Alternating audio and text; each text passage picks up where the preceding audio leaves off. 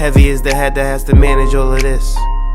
Hey everyone, welcome back to my channel. We're now incentivized to buy what we already buy. Fumbling through college had me building. I also got something done on the other side. And that was right around, I would say, May, maybe, right before renewing the lease for this property. Welcome to the channel, Martha. Thank you for having me here. Oh, I was going to say, I am getting up there and age, I'll tell you what. Bills paid by other people, life was never this good. I had to step back. Hey everyone, welcome back to the channel. So today I wanted to talk about something that is very important. So I always talk about money and how money breeds opportunity, right? So if you save, if you're out of debt, essentially you're going to be able to access multiple different types of opportunities. So we've been talking about interest rates and how they're set to come down in September and then maybe even December as well. Now we know that interest rates may come down in these 2 months, which is going to be very important. So we're watching the Fed very closely. We're seeing the stock market teeter-totter up and down based on the job reports and seeing that people are not necessarily getting the jobs that they're looking for. We went through a cycle of where people were talking about side hustles for like 6 months straight, right? Side hustle this, side hustle that. Everybody needed a side hustle. Essentially, there were no full-time positions available in which you could truly staff your team and pay them exactly what they're looking for. No, you're looking to maximize profits and you're really giving people 12 hours a week here, 12 hours a week there. I personally am working a job where there's only like 6 full-time associates and there's probably 10 part-time associates not getting anything more than 16 hours a week. And so people trying to feed their families or even feed themselves when only getting 16 hours a week on their paycheck, it can be very, very difficult. And so yes, there are people who actually have a full-time job and then do this with the hope of getting a full-time position here so that they can quit their position at their previous employer. So with that being said, we've now transitioned from the side hustle market to now there are job applications that are simply just being rejected because there are ghost employers, there are ghost hirings happening. What does that mean?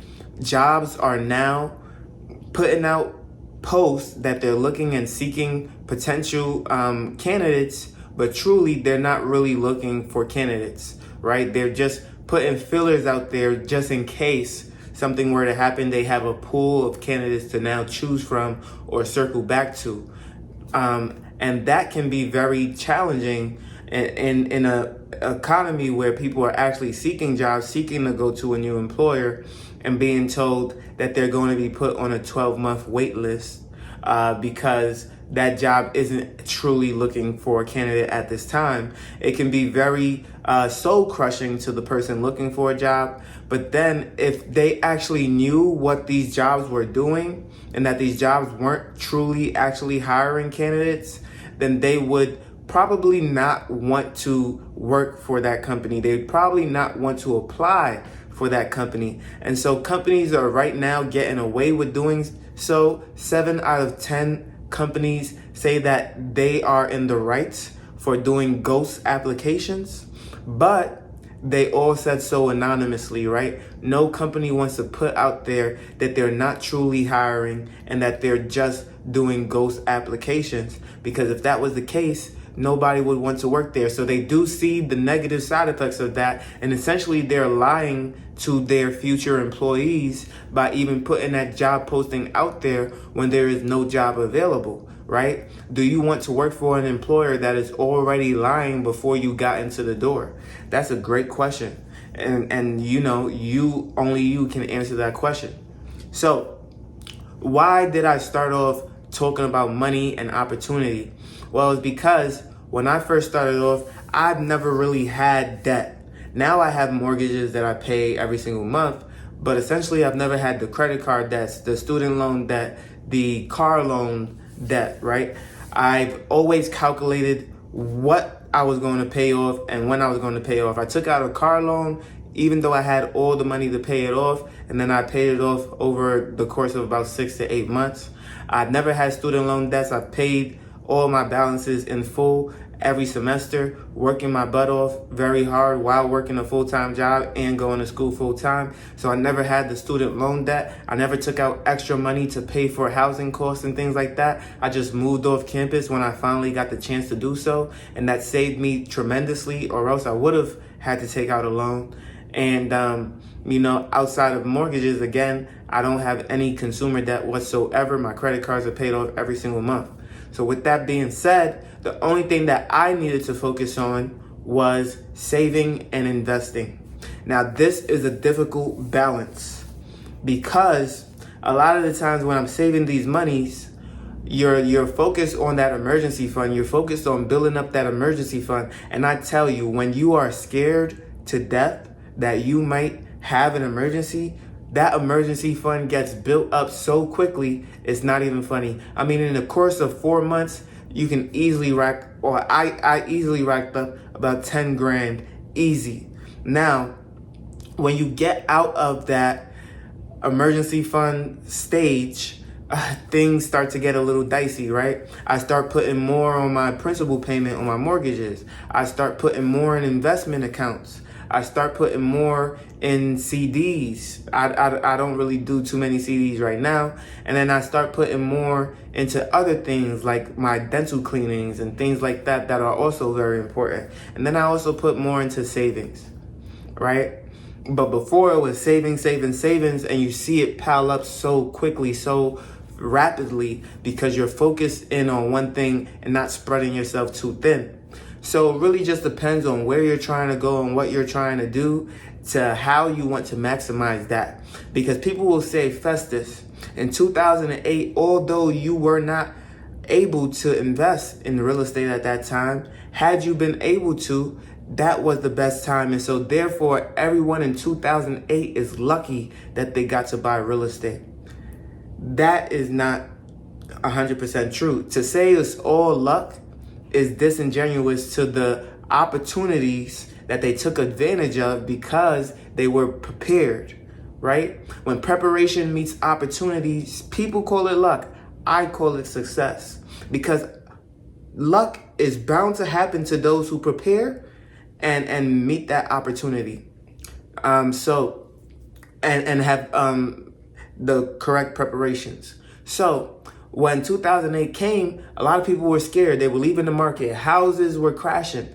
Who truly wanted to invest in real estate then? It's similar to the stock market. When you see Disney stock tumble like it did, do you want to invest in Disney stock and potentially lose a whole bunch of money, not knowing that it might rebound and go on a 200% increase?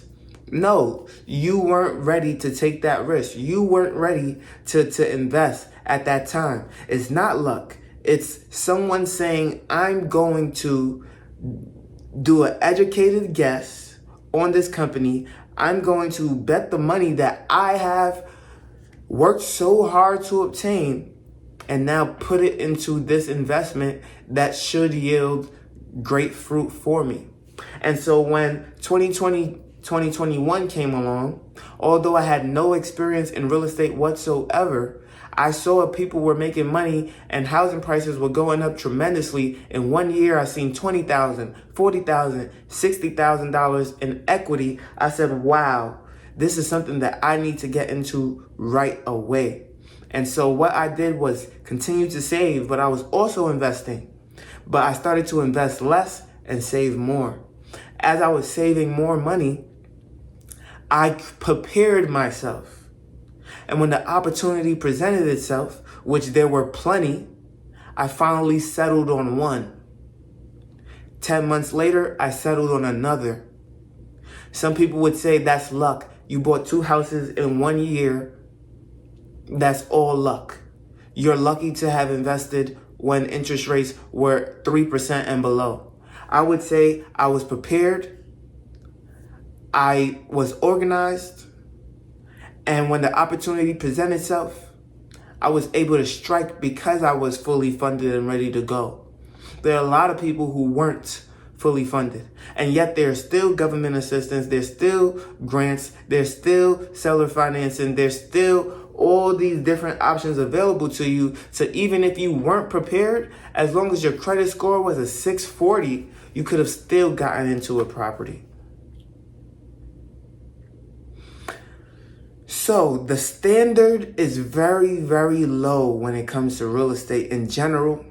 But because we're talking interest rates, I want to stick to real estate as a whole. Interest rates are set to come down. Interest rates are set to come down. I'll say it again. If you had a perfect credit score right now, it would not compare to next month. Not next month, but next year, this month. Because somebody with a 600 next year, this month, would probably still get the same interest rate as someone with a perfect credit score who bought right now. So sometimes time is a factor when it comes to real estate and interest rates. Time sometimes is a factor. I expect housing prices to continue to go up, but I expect interest rates to come down. And that is what is truly going to help people get into a home when the price of the monthly payment comes down a bit and allows more people the flexibility to now enter the market and actually afford a home. Right? Now, me and my friends don't use the word afford, because afford means that it's a struggle for you to do something, but you are capable of doing it. That's our definition of what afford means, right? There's a lot of people who follow the 5 rule, which means if you can't buy 5 times, don't buy at all. I do not apply this to a house, and I don't also apply this to a car. Now, for myself personally, I will apply this to a car because to me, that is an insignificant expense that should not require you to exhaust all of your financial resources.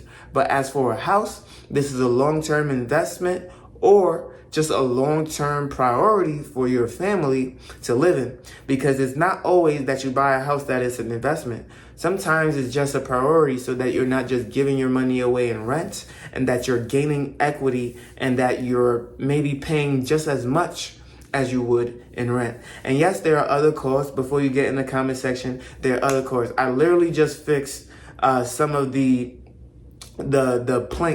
planking in my kitchen, the stuff at the bottom that needed some chalking.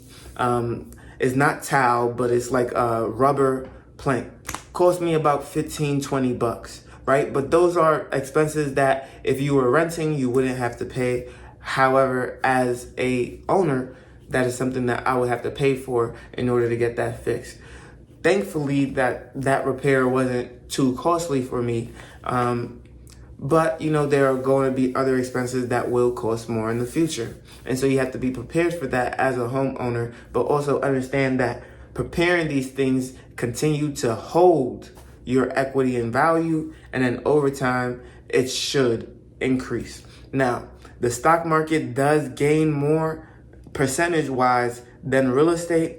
It is just simply the fact that we tend to put more money into real estate just to acquire it. The average person puts 6% into real estate as a down payment on their first initial property.